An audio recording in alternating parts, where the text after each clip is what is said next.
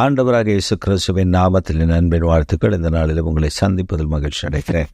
இன்றைக்கு நம்முடைய தியானத்திற்காக நாம் தெரிந்து கொள்கிற வேத வசனம் லூக்கா எழுதின சுவிசேஷம் 2வது அதிகாரம் 11ஆம் வசனம். இன்று கர்த்தராகிய கிறிஸ்து என்னும் இரட்சகர் உங்களுக்கு தாவீதின் ஊரில் பிறந்திருக்கிறார்.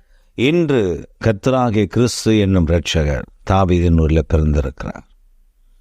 உங்களுக்காக பிறந்திருக்கிற கர்த்தர் இன்று உங்களுக்காக பிறந்திருக்கிறார். உங்களுக்காக, உங்கள் ரட்சிப்புக்காக பிறந்திருக்கிற கர்த்தர் இன்று உங்களுக்காக அவர் இந்த பூமியில அருளப்பட்டிருக்கிறார் என்று சொல்லப்பட்டது. அதை கேட்ட பொழுது மேய்ப்பர்கள் மிகுந்த சந்தோஷம் அடைந்தார்கள். நீங்களும் நானும் மிகுந்த சந்தோஷம் அடையக்கூடிய தருணம் இது. நமக்காக பிறந்திருக்கிற ஒரு குழந்தை, அதை கேள்விப்படும் பொழுது மகிழ்ச்சி உண்டாகிறது. ஒரு தகப்பன் தன் மனைவி 2 பேரும் சேர்ந்து அவர் ஒரு பிள்ளைக்காக பல வருடங்கள் காத்திருக்கிறார்கள்.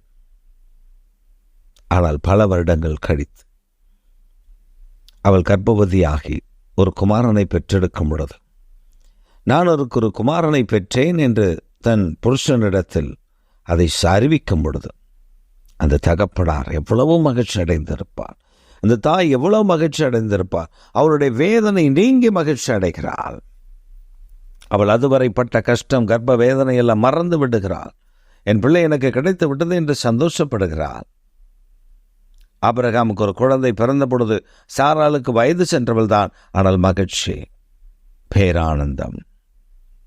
இன்றைக்கு நம்முடைய வாழ்க்கையில இந்த பேரானந்தத்தை கொடுக்கும்படி 2000 ஆண்டுகளுக்கு முன்பு இயேசு இந்த பூமியில பிறந்த செய்தி இன்றைக்கு கேட்கும் பொழுது நமக்கு மகிழ்ச்சி உண்டாகிறது.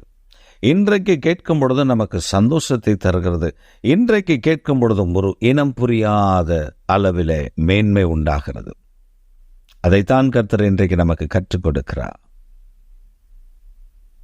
I am always with you. நான் எப்பொழுதும் உன்னோடு கூட இருக்கிறேன். ஏன் தெரியுமா? அவருடைய அன்பு, அவருடைய தயவு, அவருடைய இரக்கம். நமக்காக அவர் பிறந்திருக்கிறார். வேறொருவன் நம்ம ரட்சிக்கல்ல, நம்முடைய இரட்சகர் நமக்குள்ளே இருக்கிறார். இன்றைக்கு அவரை பார்த்து துதிப்போமா? இன்றைக்கு அவரை பார்த்து மகிமைப்படுத்துவோமா? எங்கள் சர்வ வல்லமுள்ள தேவனே, எங்கள் நித்திய பிதாவே, எங்களுக்காக பிறந்திருக்கிற இரட்சகர் இன்றைக்கு எங்களுடைய இருதயத்தில் பிறந்து ஒரு மகிழ்ச்சினால் நிரப்பி இந்த வருஷத்தின் கடைசியில் வந்திருக்கிறோம். இன்றைக்கும் எங்களுடைய வாழ்க்கையில் மகிழ்ச்சி, சந்தோஷம். உங்களுடைய பிறப்பின் செய்தி கெடுக்கும்போது இனம் புரியாத அளவிலே ஒரு மேன்மை, ஒரு ஆறுதல், ஒரு தேறுதல், இது இன்றும் தொடர கர்த்தர் கிருபை தாரும். ஒவ்வொரு பிள்ளைகளை ஆசீர்வதியும். இயேசுவின் நாமத்தில் பிதாவே, ஆமென், ஆமென்.